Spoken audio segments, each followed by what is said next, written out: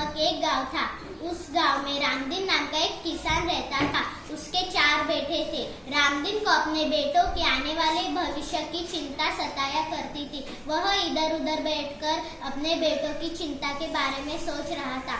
एक रात उसके पत्नी ने उसे एक उपाय सुझाया और कहा, हम कुछ दिन तीर्थ यात्रा पर जाते हैं। रामदीन यह सुनकर खुश हो गया और वह जाते वक्त अपने बेटों से कहा, हम कुछ दिन तीर्थ यात्रा पर जा रहे हैं। जरूरत पड़ने पर खेत में गड़ा हुआ धन रखा है, निकाल लेना।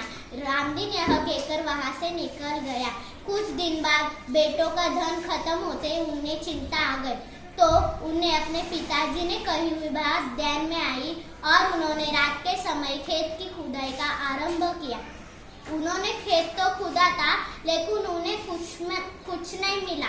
फिर वहां से रामदीन का परम मित्र हरिनाथ वहां से गुजर रहा था और उसने कहा, तुम सब थके हुए क्यों हो? फिर कारण जानने के बाद हरिनाथ ने कहा, अब तुम खेत तो खोद चुके हो, उसमें बीज बो। यह कहकर चारों के चेहरे पे खुशी उछल आई और उन्होंने बीज बोया और खेत में नन्हे नन्हे अंकुर फूट आए और वह यह बाजार में बेचने लगे। और कुछ दिन बाद रामदीन और उसकी पत्नी तीर्थ यात्रा से लौट आए।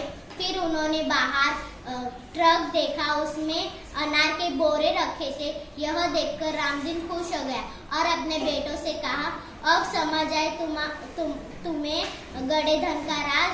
और उन्होंने चारों ने कहा सर हिला के, हाँ पिताजी, जीवन में परिश्रम के बिना कुछ भी संभव नहीं है। धन्यवाद।